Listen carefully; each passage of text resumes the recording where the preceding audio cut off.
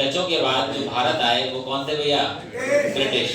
तो आज है ब्रिटिश ईस्ट इंडिया कंपनी, ठीक है ना। ये वही अंग्रेज हैं जिन्होंने हमारे ऊपर इतने सालों तक क्या किया? राज किया। और दूसरा हम ये कह सकते हैं कि ये जो अंग्रेज थे जिनसे आजादी दिलाने के लिए हमारे इतने सारे क्रांतिकारी क्या हो गए? सही। चलो अब सबसे पहले अगर हम लोग बात करें, ये जो ब्रिटिश ईस्ट इंडिया कंपनी है, ठीक है, इसकी स्थापना कहाँ हो रही है? ब्रिटेन में। अच्छा, ब्रिटिश ईस्ट इंडिया कंपनी की स्थापना हो रही है ब्रिटेन में, ठीक है ना। सबसे पहले इसकी स्थापना को लेके 1599 में एक व्यक्ति है लॉर्ड मेयर, ठीक है ना, लॉर्ड मेयर। ये लॉर्ड मेयर नाम का व्यक्ति जो है, इसने एक मीटिंग करवाई है व्यापारियों की। ये जो व्यापारियों की मीटिंग हुई है, इस मीटिंग के बाद एक कंपनी बनी, ठीक है ना। इस कंपनी का नाम क्या रखा गया? इस कंपनी का नाम था governor of merchant of London और trading into the East Indies, यानी ईस्ट इंडीज। ये बताया था भैया, ईस्ट का मतलब क्या है? जो भारत वाला क्षेत्र है, ठीक है ना, दक्षिण पूर्व एशिया वाला क्षेत्र है, इंडोनेशिया हो गया, ठीक है ना, थाईलैंड वगैरह हो गया, श्रीलंका वगैरह हो गया। इनसे व्यापार करने के लिए इन्होंने एक क्या बनाई? कंपनी बनाई। और ये कंपनी कब बन रही है? 1599।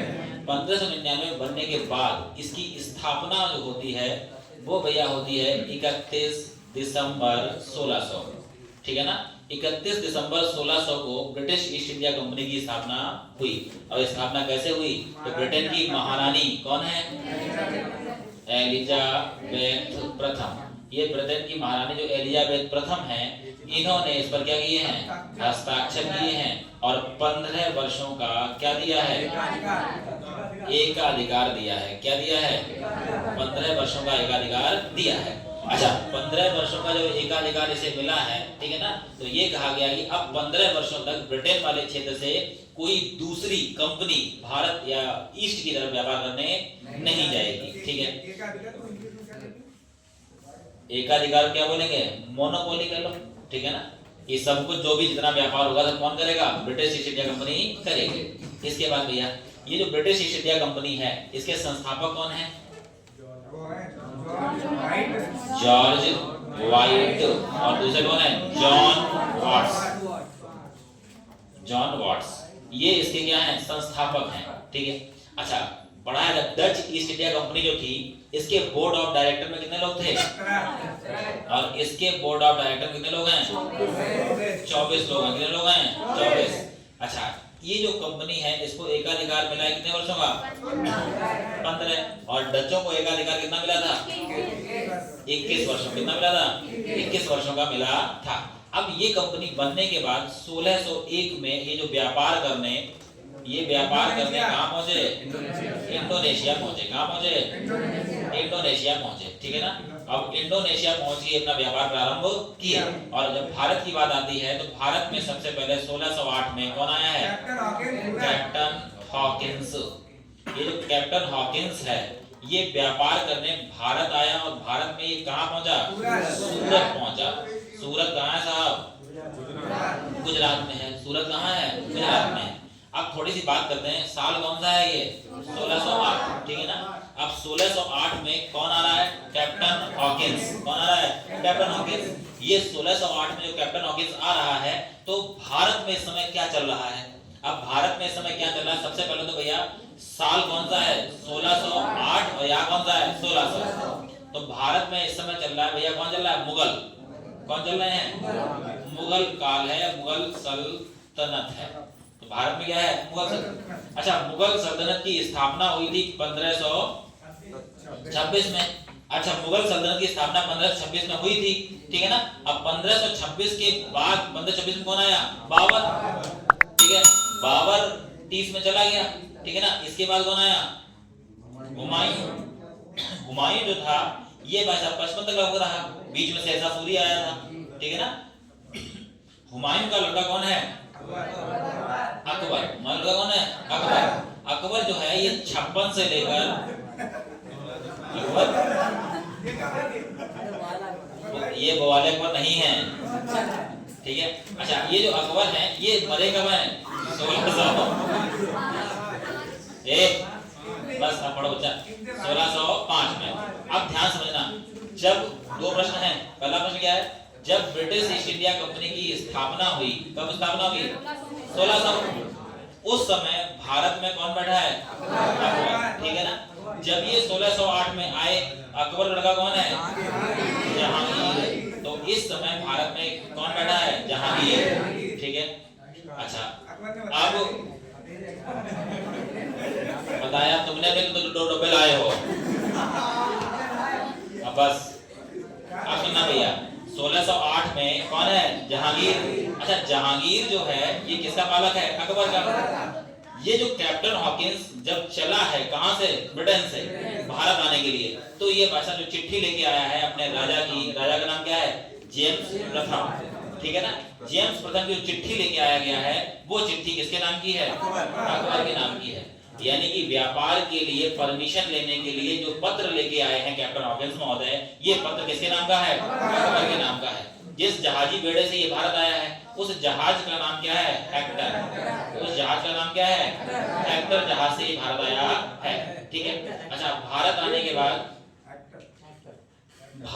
के बाद ये जो कैप्टन हॉकिंस है, ठीक है ना, ये 1609 में किसे मिल रहा है? जहांगीर से मिला। और कहाँ मिला? तो आगरा के किले में मिला है। कहाँ मिल रहा है? आगरा के किले में। अब ये आगरा के किले में जब जहांगीर से मुलाकात हुई इसकी, तो इसको 3 भाषाओं की बढ़िया जानकारी है। पहली तो भाई साहब ये अंग्रेज है, तो ये इंग्लिश बढ़िया बोल लेता है। दूसरा भाई साहब ये तुर्की सीख के आया है, टर्किश लैंग्वेज। और तीसरा इसको फारसी भी आती है, ठीक है ना। अब इसकी बुद्धिमत्ता देखिए, ये जब मुगल दरबार में पहुंचा है, तब इसने मुगल जो राजा जो वहां के लोग हैं उनसे किस भाषा में बातचीत की है? तुर्की। अच्छा, 2 प्रश्न बनते हैं पेपर में।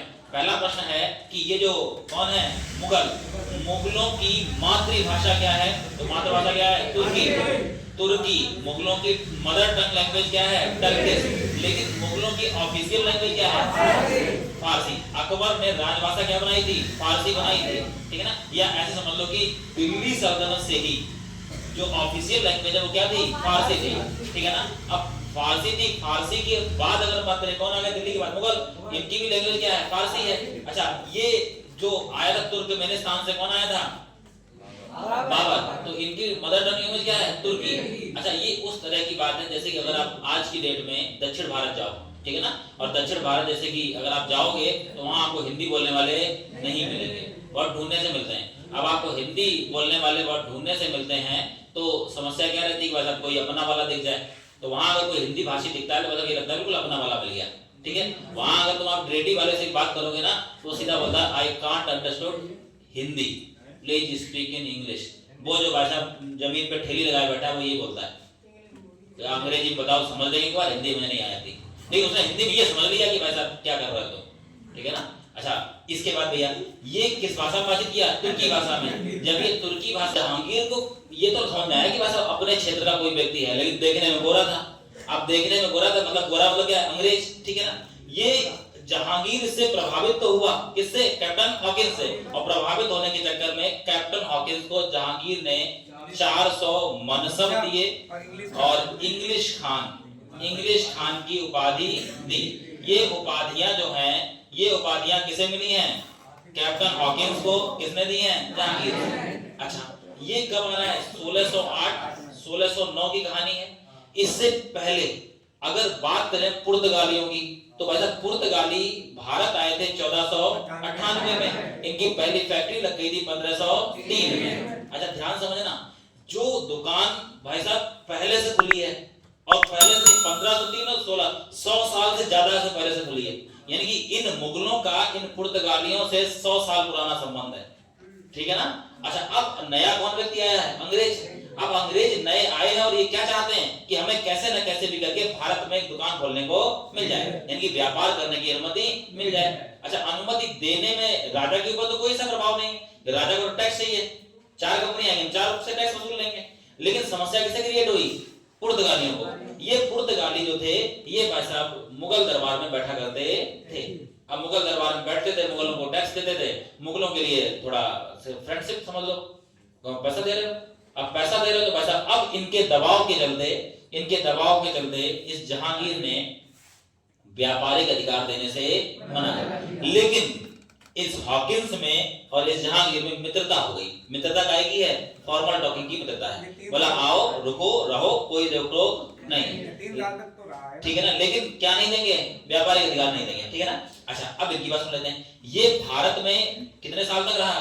3 वर्ष तक रहा, और 3 वर्ष तक इस बात का प्रयास करता रहा कैसे भी क्या मिल जाए, ट्रेडिंग राइट्स मिल जाए, लेकिन ट्रेडिंग राइट्स मिल नहीं पाए। अब जब ट्रेडिंग राइट्स मिल नहीं पाए तो बस इसने क्या किया, तो इसने जिस कमरे में ये रहा आके, यानी कि जो कुछ लोग आए थे, मुट्ठी भर लोग, 2-3 जहाज लेके, वो जहां आए वो जगह क्या थी साहब? सूरत।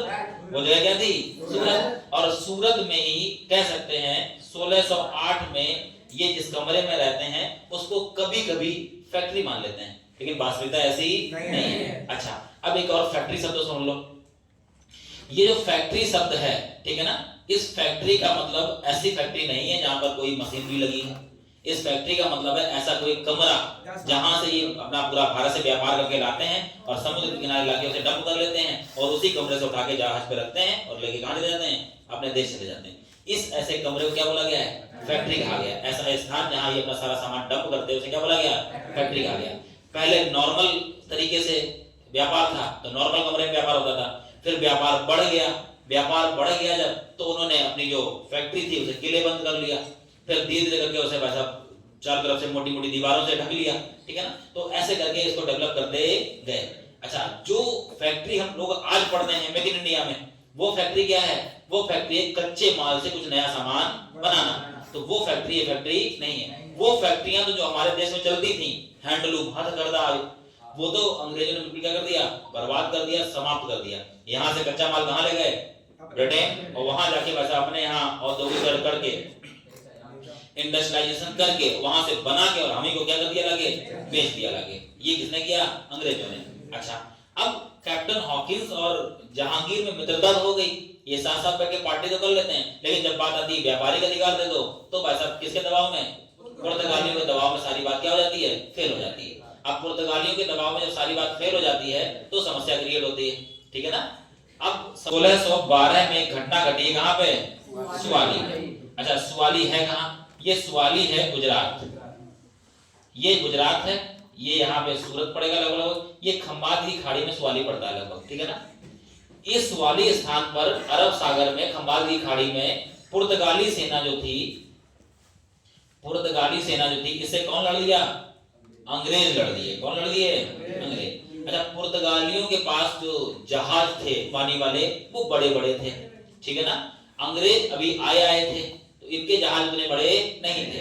अच्छा, पुर्तगाली 100 साल पुराने थे, तो जो पुर्तगाली थे इनके पास सैनिक भी ज्यादा थे। किसके पास? अंग्रेजों के पास पुर्तगालियों की अपेक्षा सैनिक भी कैसे थे? कम थे, ठीक है ना। और उसके बाद भी इनकी आपस में क्या हुई? झगड़ा हुआ, ठीक है ना। इसमें अंग्रेज जो था उसका नाम था मिडलटन। इसने ऐसा कह सकते हैं युद्ध कौशल दिखाया कि जो पुर्तगाली जहाजी बेड़ा था उस जहाजी बेड़े को अंग्रेजी जहाजी बेड़े ने समंदर में डुबो दिया, और जीता कौन? अंग्रेज जीत गए। जैसे ही अंग्रेज जीते तो इस घटना की जो प्रसिद्धि थी वो भाषा पूरे के पूरे कह सकते हैं कि गुजरात के क्षेत्र में, भारत के क्षेत्र में बड़ा तेजी से फैलाई गई। अंग्रेजों ने इसमें बढ़िया काम किया कि भाई साहब किसको हरा दिया? पुर्तगाली को।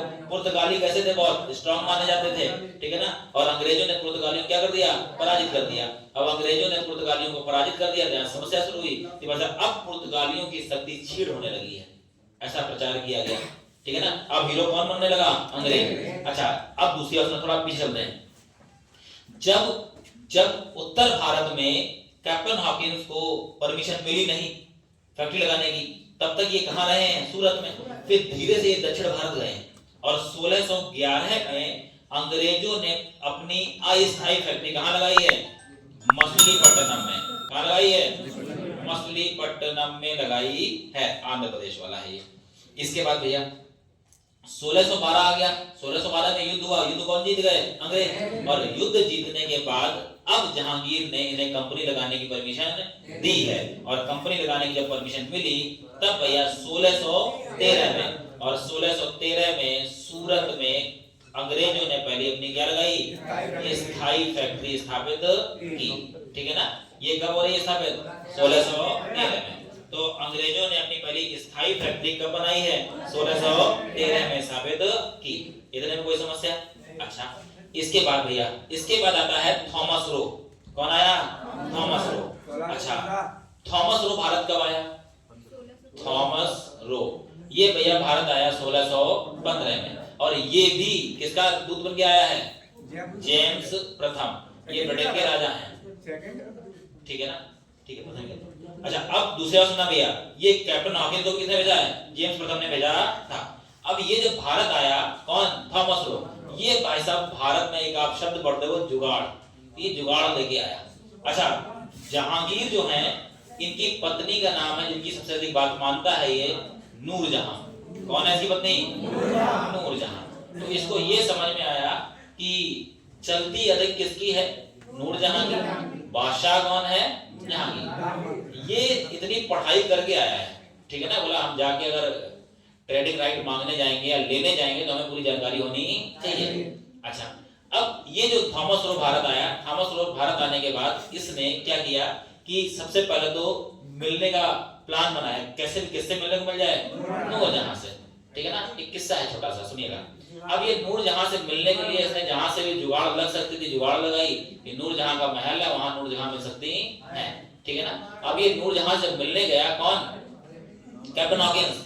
ये जब मिलने गया तो भाई साहब इसने सबसे पहले तो उपहार भेजे, जो ये लेके आया था। उपहार भेजे गए, मिठाइयां भेजी गई। अब नूरजहां को लगा भाई साहब एक बार दो बार इतने सारे उपहार लेके कौन आया, या ऐसा कौन विशेष व्यक्ति आया जो मिठाइयां लेके आया, ठीक है ना? जब ये थॉमस रो मिला तो ये साधारण वेशभूषा में था, भारतीय वेशभूषा में। ये ऐसा बिल्कुल भी नहीं दिख रहा था वैसा अंग्रेज टाइप का या बहुत पैसे वाला, ऐसा दिख नहीं रहा था, ठीक है? ये जब मिला तो भाई साहब इसने बताया कि हम ऐसे ऐसे ब्रिटेन से आए हैं और हम व्यापार करने के लिए क्या चाहते हैं? अधिकार चाहते हैं, ठीक है ना?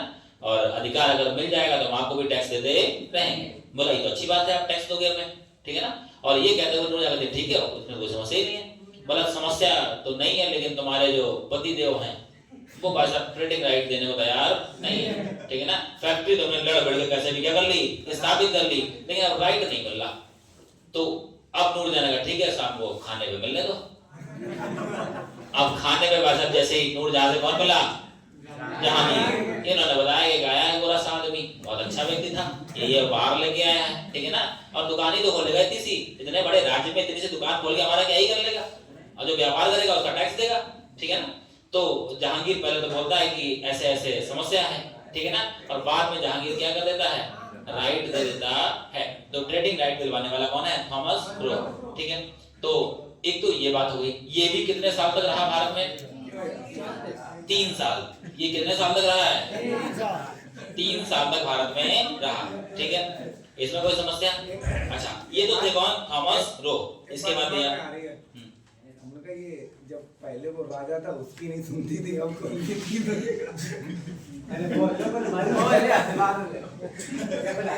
राजा होके उसकी नहीं सुनती थी।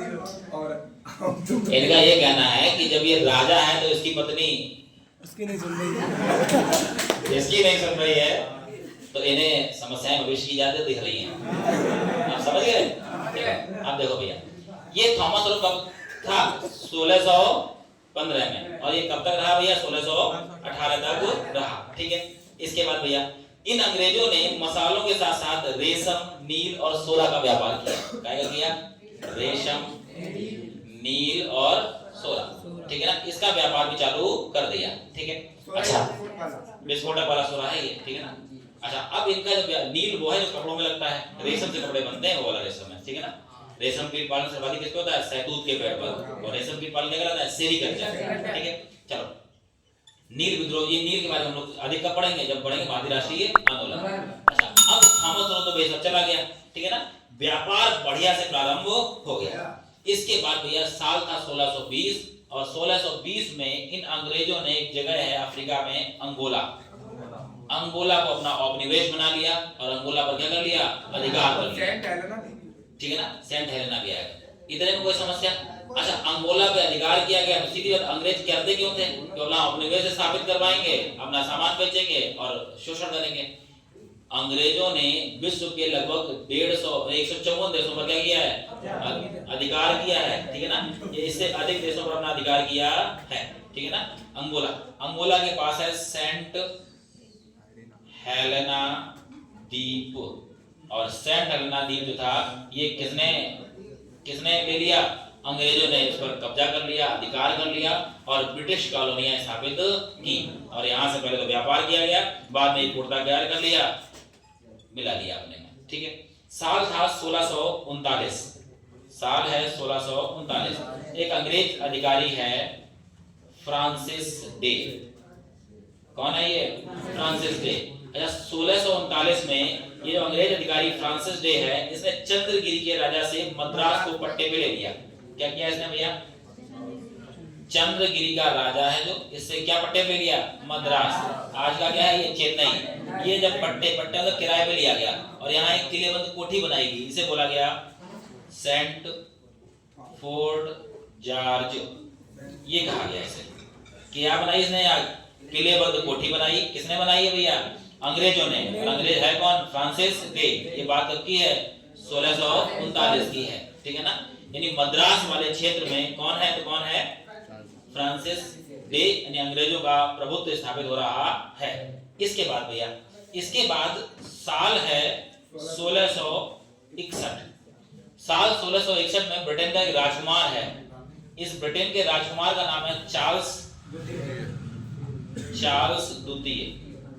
ये 1661 में क्या है? ब्रिटेन के राजकुमार हैं। और 1661 में ब्रिटेन का राजकुमार कौन है? चार्ल्स द्वितीय।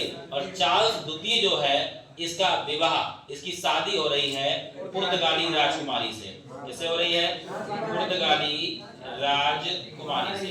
और पुर्तगाली राजकुमारी से इसका विवाह हो रहा है, और पुर्तगाली राजकुमारी का नाम है Catherine of Braganza. Catherine of Braganza. इन दोनों की आपस में क्या हो गई? शादी। अब अच्छा, भारत में पुर्तगाली और अंग्रेज आपस में क्या कर रहे हैं? लड़ रहे हैं। लेकिन अब यूरोप में क्या हुआ कि वैसा पुर्तगाली राजकुमार का विवाह किससे हो गया? सॉरी, पुर्तगाली राजकुमारी का विवाह किससे हो गया? ब्रिटेन के राजकुमार से हो गया। राजकुमार का नाम क्या है? चार्ल्स द्वितीय, और राजकुमारी का नाम क्या है? Catherine of Braganza. इन दोनों की वैसा शादी हुई। शादी होने में दहेज दिया गया, मुंबई। और दहेज में क्या दे दिया गया? मुंबई। अच्छा, मुंबई किसे मिल गया? चार्ल्स द्वितीय को। दहेज आवश्यक है? बिल्कुल। तो भाई साहब तो मुंबई जो था ये दहेज में मिला, ठीक है ना। अब ये मुंबई किसका हो गया?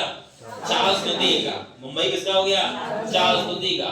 और चार्ल्स द्वितीय ने ये मुंबई, अब चार्ल्स द्वितीय रहने तो आएंगे नहीं, ठीक है ना। तो चार्ल्स द्वितीय ने ये जो मुंबई था, ये भाई साहब 1668 में 10 पाउंड प्रति वर्ष, 1668 में 10 पाउंड प्रति वर्ष किसको दे दिया पैसा किराए पे? ब्रिटिश ईस्ट इंडिया कंपनी को दे दिया। किसने दिया ये? चार्ल्स द्वितीय ने। मुंबई का संस्थापक कौन है? गेराल्ड ऑगियार। मुंबई का संस्थापक कौन है? गेराल्ड ऑगियार। फिर सुनना भैया, 1661 में ब्रिटेन के राजकुमार हैं चार्ल्स द्वितीय, और ये जो ब्रिटेन के राजकुमार हैं, इनका विवाह किससे हुआ? पुर्तगाली राजकुमारी। अच्छा, पुर्तगाली राजकुमारी का नाम क्या है? Catherine of Braganza. अच्छा, कैथरीन ऑफ ब्रिगेंजा से विवाह हुआ। विवाह में पुर्तगालियों ने दहेज में क्या दे दिया? मुंबई। क्या दे दिया? मुंबई। अब मुंबई दहेज में किसे मिल गया? ब्रिटेन के राजकुमार को। अब इन्हें जब मुंबई मिल गया तो इन्होंने 1668 में मुंबई उठा के किसे दे दिया? ब्रिटिश ईस्ट इंडिया कंपनी को किराए, लीज पर दे दिया। और किराया कितना लिया गया इसका? 10 पाउंड प्रति वर्ष किराए पर दिया गया, ठीक है ना। अच्छा, अब इनकी आपस में क्या हो गई? सलाह हो गई। किसकी सलाह हो गई? पुर्तगालियों की और अंग्रेजों की। अच्छा, पुर्तगाली और अंग्रेजों की सलाह के आधार पे हुई कि वैसा पुर्तगाली जो थे, इनका विवाह हो गया। पुर्तगाली लड़की वाले थे और अंग्रेज क्या थे? लड़के वाले। बढ़िया उपहार बांटे किसने? पुर्तगालियों ने। क्या बांटे गए? उपहार बांटे गए, ठीक है ना। जैसे अभी तिलक वगैरह पे बन दिया जाता है। जैसे अभी तिलक में अनुज के बेटे पे बटेगा, उससे पहले तो आज कुछ बटेगा।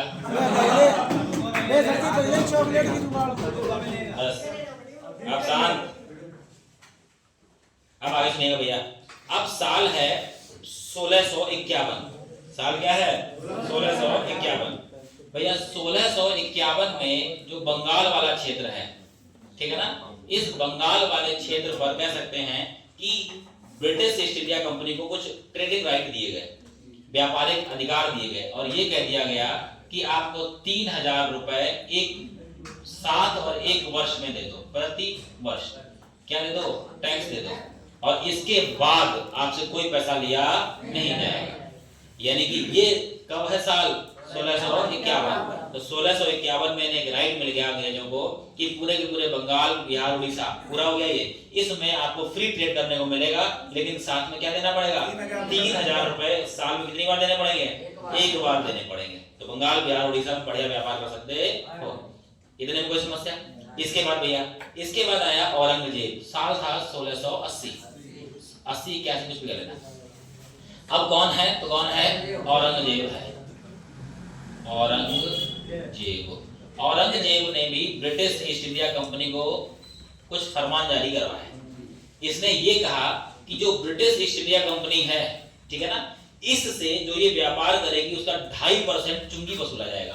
कितना है ये, 2.5% चुंगी वसूला जाएगा, और जजिया कितना है, 1.5% जजिया वसूला जाएगा। इसके अलावा इन्हें कोई व्यापार के लिए परेशान नहीं करेगा।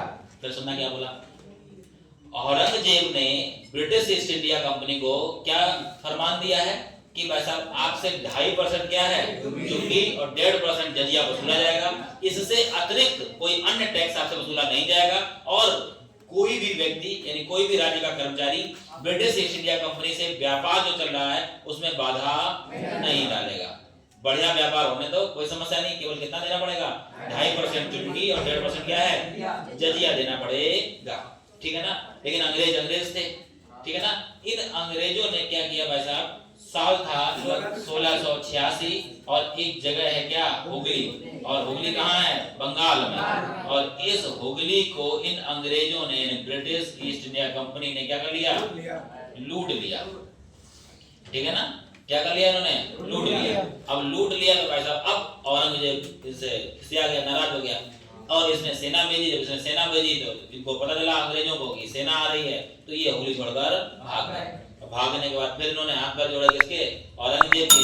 तब इन्हें दोबारा से वापस जाके ट्रेडिंग राइट मिले हैं या व्यापार करने का अधिकार मिला है, ठीक है। इतने में कोई समस्या। अब साल है 1690। 1690 में 3 गांव हैं। पहला गांव है कालिकाता,